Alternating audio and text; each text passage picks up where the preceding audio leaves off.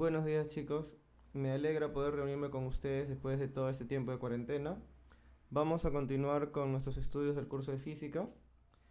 Recordemos que ya habíamos visto que todo en el universo está formado por materia y que la materia tiene ciertas propiedades particulares y generales.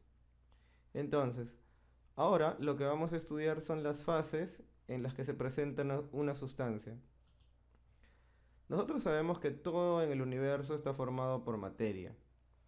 Desde lo más insignificante, desde por ejemplo un granito de arena que conforma una playa, hasta las más masivas estrellas que dominan las galaxias. Todos estos cuerpos, todas estas sustancias están formadas por materia. Igualmente, las piedras, el mar, los metales y las personas. ¿Sí? Pero entonces surge la pregunta, si todo está formado por materia, aquí tenemos la representación de un átomo, que es la mínima porción de materia que mantiene sus propiedades, eso lo vimos en los capítulos anteriores. Si todo está formado por materia, ¿por qué la materia se manifiesta de diversas formas? Aquí en este ejemplo, en esta ilustración, tenemos agua, pero aquí el agua tiene ciertas propiedades. Aquí el agua tiene propiedades diferentes. Y aquí en la tacita, sabemos que esto que está saliendo aquí es agua, tiene propiedades diferentes a los dos ejemplos anteriores. Entonces, si en los tres casos tenemos agua, ¿por qué tiene propiedades diferentes? Bien, para poder entender esto, tenemos que saber qué cosas son las fases de la materia. Las fases de la materia son las diferentes formas, representaciones, en que la materia se va a manifestar en la naturaleza. ¿Sí? Las fases de la materia son las diferentes formas en que se manifiestan las sustancias debido a la forma en que se agrupan las moléculas que la conforman. ¿Sí? Debido a la forma en que se agrupan las moléculas es que vamos a tener diferentes fases. En este caso, el agua aquí está en fase sólida, aquí está en fase líquida y aquí está en fase gaseosa. Bien, y no dejemos pasar que aquí vemos la forma en que se están agrupando las moléculas. Aquí las moléculas se están agrupando de una forma muy ordenada. Si nos damos cuenta, están formando hexágonos. Aquí también se organizan las moléculas, pero no están tan ordenadas como en el cubito de hielo. Y en el vapor ya no hay ninguna organización. Todas las moléculas están movilizándose de manera caótica, ¿no? Eso es justamente lo que quiero que entiendan en esta sesión. Bien, ¿por qué existen diferentes fases de la materia? Para poder entender esto, imaginariamente vamos a introducirnos en el interior de un cuerpo. ¿Y qué vamos a encontrar? Moléculas. Imagina que tú te has introducido dentro de un cubito de hielo y puedes ver las moléculas.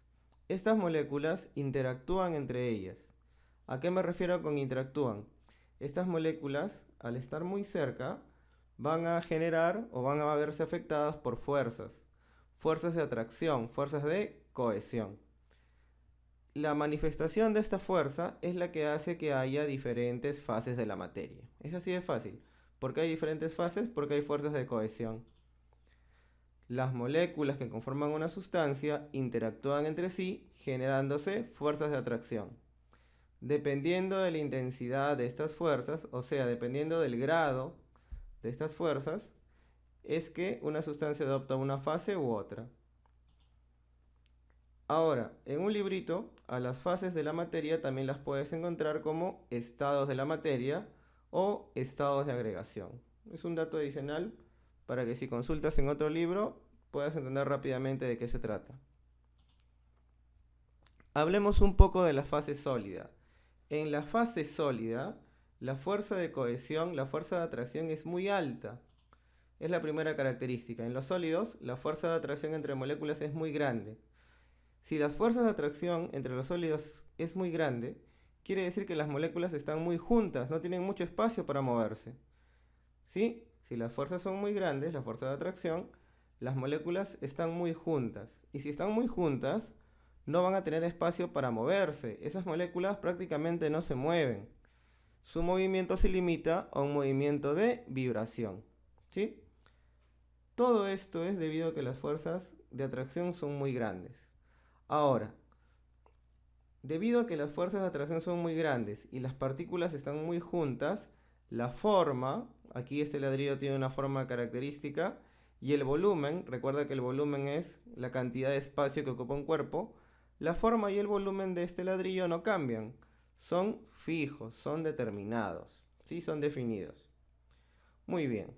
Entonces, estas son las características fundamentales de la fase sólida. Vamos a recordar. Si un cuerpo está en fase sólida, significa que las fuerzas de atracción entre sus moléculas son muy grandes, muy muy grandes. Las moléculas se encuentran muy juntas unas con otras. Al estar muy juntas, ¿qué ocurre? Solamente tienen movimiento de vibración. Al estar muy juntas no hay espacio para moverse, por eso lo único que pueden hacer es vibrar. Y su forma y volumen son definidos, es decir, la forma y el volumen no cambian fácilmente. Para cambiar la forma y el volumen tendría que administrar mucha energía, y eso no lo vamos a hacer. Veamos la siguiente fase, es la fase líquida. ¿Sí?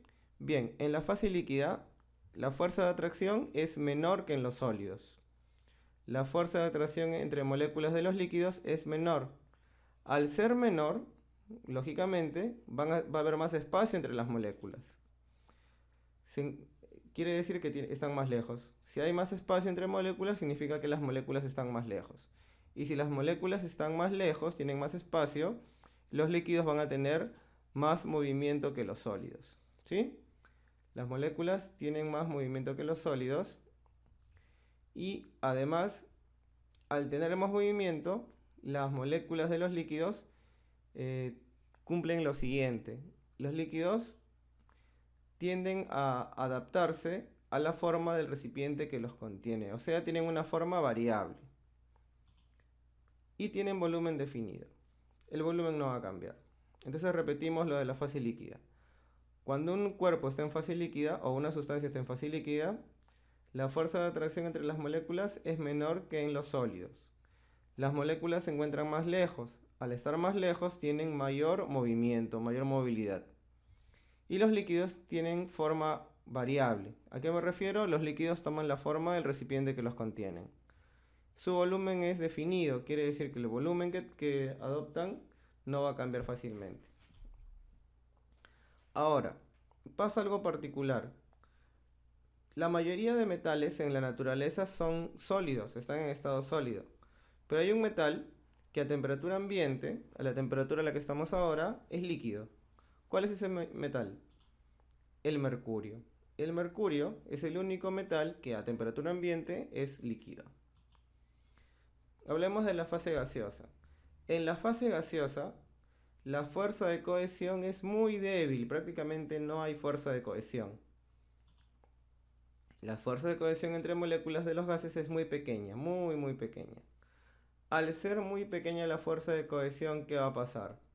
Las moléculas están muy alejadas, ¿sí? Están más alejadas que en los líquidos.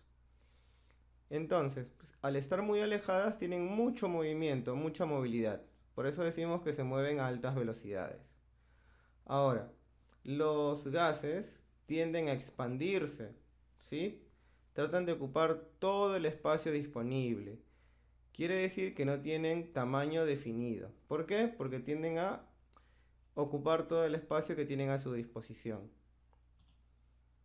Ahora, lógicamente, como hemos visto en el cubito de hielo, la fase de una sustancia puede cambiar. La pregunta sería, ¿qué tiene que pasar para que cambie la fase de una sustancia? Pues le tenemos que suministrar o extraer energía. O sea, si yo le doy energía, cambia su fase. Y si yo le quito energía, también cambia su fase. Cuando me refiero a suministrar o extraer energía, me estoy refiriendo a que le debemos dar calor. ¿Sí? Los cambios de fase generalmente se da porque estamos suministrando o extrayendo calor. También se puede hacer con la presión, pero es un proceso que lo vamos a ver después. Cuando yo altero la presión, también puedo cambiar la fase de un cuerpo. A ver, ¿cuáles son esos cambios de fase? Pues los cuerpos sólidos, cuando pasan a líquido, el proceso de cambio se llama fusión. Cuando un cuerpo es líquido y lo paso a gaseoso, el proceso se llama vaporización. Cuando un cuerpo es gaseoso y pasa a líquido, el proceso se llama condensación. Y cuando un líquido se vuelve sólido, el proceso es solidificación. Son los principales cambios de fase. Bien, gracias por estar viendo, nos vemos pronto.